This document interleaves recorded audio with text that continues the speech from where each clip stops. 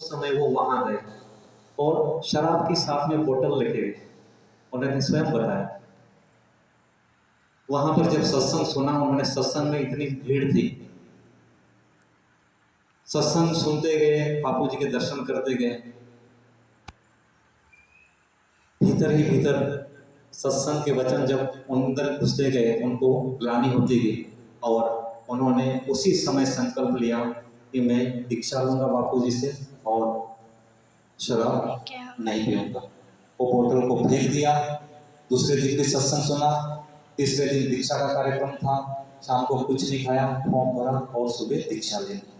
उसके बाद बोले ऐसे कई प्रसंग आया, हमारे रिश्तेदार, यार दोस्त, ऐसे कई प्रसंग आए जिसमें मुझे फोर्स किया गया। मन भी कभी थोड़ा बहुत कमजोर हुआ, लेकिन गुरु की ऐसी शक्ति काम कर गई कि आज तक न पीना न खाना, सिगरेट भी पीते। तो ऐसा परिवर्तन कई साधकों के। जगन्नाथ जी, जैन शर्मा जी आते हैं यहाँ पर भजन कीर्तन के लिए, जानते हो ना, उनका भी यही अनुभव है। परिवार वाले इतने दुखी रहते थे कि जो भी पैसा आता है उसी में चला जाता है, कि अकेले तो पीते नहीं थे और लोगों को भी बिठा के पिलाते थे। तो अगर ऐसा जीवन रहता अभी तक तो क्या हाल होगा? न बच्चों का जीवन सुधरता, खुद का जीवन न सुधरता, पैसे की बर्बादी होती, समाज में प्रतिष्ठा भी नहीं होती। आज पंजाब, हिमाचल सभी जगह वो भजन कीर्तन करने के लिए जाते हैं। कीर्तन मंडली उन्होंने बनाई हुई है, सेवा करते हैं।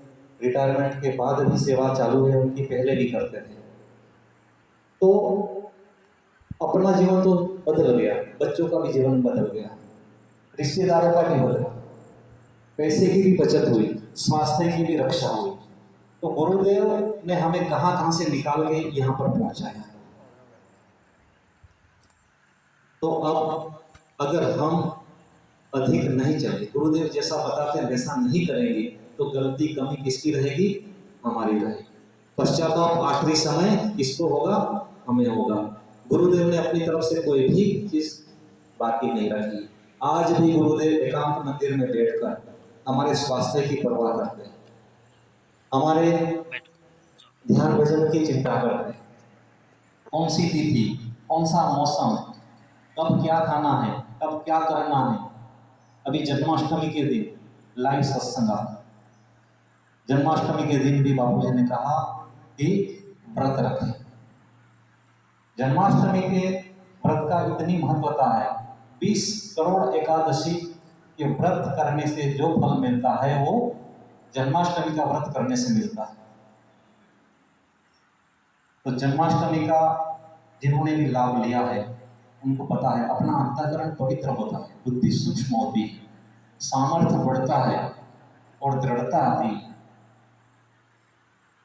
भगवान में, गुरु में, शास्त्रों में संदेह रहित जीवन बढ़ता है, संकल्प सिद्धि होती है, सामर्थ्य आता है। तो ये सारी चीज गुरुदेव चाहते हैं कि मेरे शिष्यों को मिले, मेरे भक्तों को मिले, और वो अपना जीते जी जिसके लिए मनुष्य जन्म मिला है वो कार्य पूरा हो जाए। मनुष्य जन्म किस लिए मिला है? जन्म मरण के चक्कर से छूटने के लिए। जन्म मरण से अगर हमें मुक्ति नहीं मिली तो बार बार आना पड़ेगा, बार बार जाना पड़ेगा। हमेशा याद रखना चाहिए मौत और भगवान, क्योंकि मौत निश्चित है। इस शरीर को तो मरना है, आया है तो जाएगा, लेकिन इस शरीर के द्वारा अच्छे कर्म हो, बुरे कर्म कम से कम, और पता चले कि बुरा है तो त्याग कर देना चाहिए, क्योंकि शरीर तो छूट जाएगा लेकिन साथ में क्या चलेगा? अच्छे कर्म और बुरे कर्म और गुरु मंत्र, ये चीज साथ में चलेगी चलेगी। तो अच्छे कर्म होंगे तो सुख मिलेगा, उसका फल है सुख, और पाप कर्म होंगे उसका फल दुख है। तो गुरुदेव चाहते हैं कि जो गलतियां हो गई दीक्षा के पहले उसको बार बार दोहराओ, अगर 10 गलतियां होती तो संकल्प करें, सुबह सुबह जब ध्यान करने के बाद रोज संकल्प करें कि मुझसे कल ये गलती हुई है, दोबारा ना हो। मुझ में सामर्थ्य नहीं है, गुरुदेव आप रक्षा करना, आप हिम्मत दो, आप शक्ति दो, आप सामर्थ्यवान है, तो वो हिम्मत दें। तो ये कार्य हमें सभी साधकों को करना है और इसी जीवन में हमारा लक्ष्य पूरा करना है।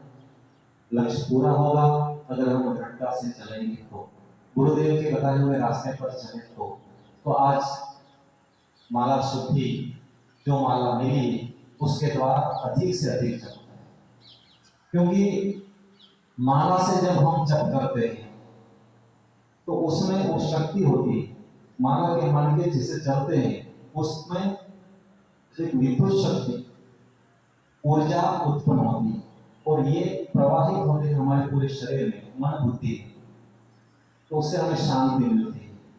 तो कम से कम 10 माला का नियम है, 10 माला तो हमें करनी ही करनी, लेकिन 10 माला तक सीमित नहीं रहना, क्योंकि गुरुदेव बताते हैं कि घर में अगर बेटा कमाता न हो तो कहते हैं कि कुछ तो कमा ले, 100 रुपया कमा ले, 200 रुपया कमा ले, 50 रुपया कमा ले, कुछ तो कमा, और जो कमाता है उसको क्या कहते हैं, और कमाओ और अधिक कमाओ।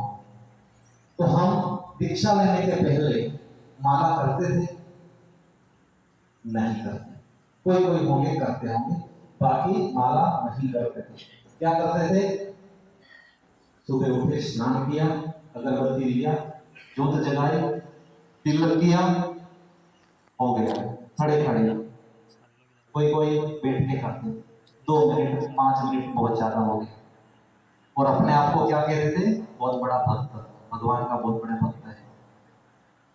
तो अब पता चला कि भक्त किसको कहते हैं। तो माला बैठकर हम करते हैं, गुरुदेव ने पहले नहीं करते थे इसलिए बोला कि 10 माला करें, लेकिन जब बेटा कमाने लगता है तो क्या कहते हैं? और कमाओ। तो आप 10 माला की जगह 20 माला करें, 31 माला करें, 50 माला करें। कई कई ऐसे बहने हैं, साधक हैं, भाई हैं, जो 100 माला का नियम है, वो भी काम करते हैं, आगे करते हैं, समय नहीं मिलता है, लेकिन अपनी माला पूरी करे बिना रात को विश्राम नहीं करते हैं, 11 बज जाते हैं, 12 बज जाते हैं। तो ये एक निष्ठा है, नियम है। तो हमारे जीवन में निष्ठा होनी ही चाहिए। गुरुदेव ने मंत्र दे दिया है, माला मिल गई है, अभी करना हमें, तो आप ये जरूर करें। इसके अलावा कई बार आप शरीर वृद्धावस्था की ओर जा रहा है तो बैठ नहीं पाते हैं ज्यादा, तो नियम तो बैठकर करें। इसके अलावा आप घूमते फिरते भी जप करते जाए। पिछली बार भी मैंने बताया था, माता बहन तो सब्जी काटते हुए जप करें, कोई रोकेगा तो नहीं, मन ही मन चलेगा, किसी को पता ही नहीं चलेगा, रोकेगा कौन? आटा गूंथते हैं तो भी जप करें, रोटी बनाते हैं तो भी जप करें, बस में बैठे हैं तो भी जप करें। गुरु मंत्र हमें एक अच्छा साधन मिला, उसको ज्यादा से ज्यादा जप करेंगे, वो हमारा खजाना बनता जाएगा। तो भाई लोग, बहने लोग, सभी मानसिक जप करते ही जाए, इतना जप करें, इतना कि बाद में करने की जरूरत नहीं पड़ेगी, ठीक है ना? अपने आप जप चलता रहेगा। कैसे चलेगा? जैसे श्वास चल रहा, श्वासों को आप चला रहे हो क्या? अगर चलाने की कोशिश करोगे तो थक जाओगे, परेशान हो जाओगे। आंखें चालू बंद अपने आप हो रही है, हम चलाएंगे तो परेशान हो जाएंगे। तो वैसे ही भीतर भगवान का नाम चलता रहेगा, जप चलता रहेगा, लेकिन आपको अभ्यास में लाना पड़ेगा। इतना अभ्यास करते जाएंगे तो सहज में हो जाएगा। तो खूब प्रयास हमें करना है, करेंगे ना? आवाज नहीं, इसका मतलब नहीं करेंगे, करेंगे।